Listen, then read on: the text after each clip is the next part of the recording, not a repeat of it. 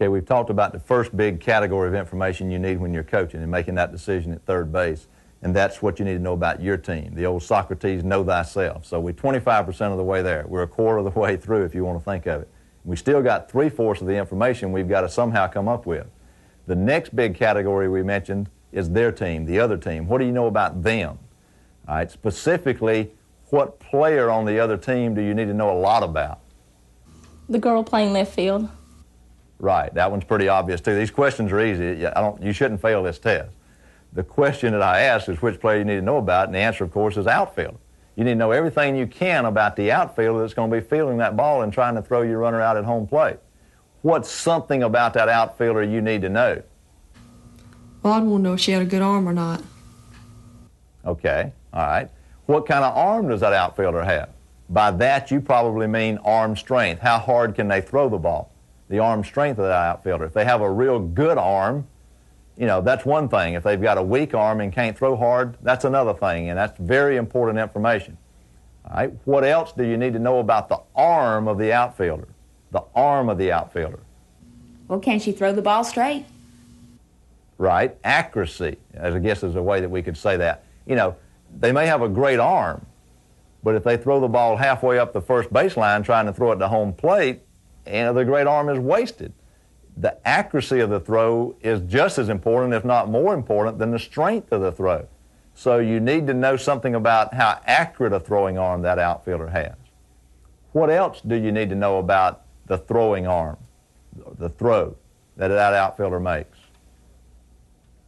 Okay, I thought I'd probably have to help you here. This is one we forget a lot of times. We think about the arm strength, we think about the accuracy, we fail to think about how long it takes the outfielder to get rid of the ball. That's very important, very important. You can have a great arm, be accurate, but if you take too many steps getting rid of the ball, you got problems. We had an outfielder when I was coaching in college who had a very strong arm, and teams would watch him before the game taking infield practice and outfield practice and that type of thing, and they'd see him make these gun throws to home plate, and during the game they wouldn't run on him. We'd play an inter-squad game among our own players, and we would run on this outfielder because we knew he took 4 steps to get rid of the ball when an average outfielder took only 2. And so his time of release was very poor. And so we ran on him despite the fact he had a great arm and he had an accurate arm, he had a slow release, and we were able to run on him. So consider the strength, the accuracy, and then also consider the time of the release, because that's very important. Okay, we've been talking about the arm of the outfielder, and if you think about it, we may have jumped the gun. The poor guy ain't caught the ball yet, has he? And we've been talking about how good he can throw. If he can't catch the ball, if he bobbles half the balls that are hit to him, we don't care how good he can throw because he hadn't got it to throw it. In the same way, some coaches teach their outfielders to get down on one knee to field the ball. He may have a great arm, he may be accurate, he may can catch the ball, but if he or she or whoever's out there in the outfield gets down on one knee to catch it, well, they have to get up before they can throw it. So the arm is one factor. The fielding ability of that outfielder is something we also have got to consider. And one of the things that we forget a lot of times in watching a person field the ball, and you might want to try this sometime, is to watch somebody fielding a ball that's hit to their glove side. If I throw right-handed and the ball is hit to my left and I go catch it out in the outfield, it takes me normally about 2 more steps to get my body turned around to throw back to the infield.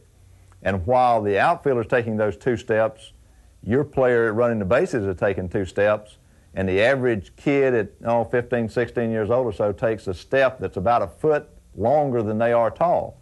So if the ball's hit to an outfielder's glove side and they have to take 2 extra steps, if your runner can take 2 extra steps and they're 5 feet tall, they're running about 12 feet or so while that outfielder's taking those 2 steps. So if a ball is hit to an outfielder's glove side, keep that in mind. You've got a better chance to score on that ball to the glove side normally than one hit to the throwing side. And of course, like the base runner a while ago, we got to keep in mind some things that help in fielding and throwing as far as the outfielder is concerned. For instance, their speed and their quickness. They may can catch the ball, they may can throw the ball, but if they're slow, it takes them a long time to get to the ball, so they're not going to have it to throw it. If they're not quick, it's going to take longer to get to the ball. What kind of judgment do they have? You know, are they intelligent? Do they know what to do with it when they get it? Are they aggressive? these are some things we also need to know about that outfielder. Arm, fielding ability, their speed, their quickness, their aggressiveness, their judgment. All of these things we need to know about the outfielder so we can make the right decision if we're coaching third base. Yeah, we talked about the outfielder. Who's another player on their team that you need to know about if you're trying to score a runner from second base going home? What about the catcher? Right, the catcher. You know, you got the outfielder out there catching the ball and throwing it in, but you got to think about who's going to catch the ball and try to tag your runner out at home plate, and that's the catcher. You know, can the catcher catch the ball? Or is that somebody they just stuck back there that maybe is a good hitter, or because they had to play somebody and they got a real weak catcher? You know, you need to know that, because the outfielder may have a great arm, catch the ball well, know what to do, and all these things we talked about a while ago, but if the catcher can't even hardly catch the ball at home plate, then you want to send the runner home. Also, you need to know if the catcher can catch the ball, what kind of mechanics do they have at home plate? If it's a close play at home plate, does the catcher know how to block the plate? Do they know where to stand to take a throw? It may be they can catch the ball, but they come up the baseline to meet the throw rather than letting the throw come to them.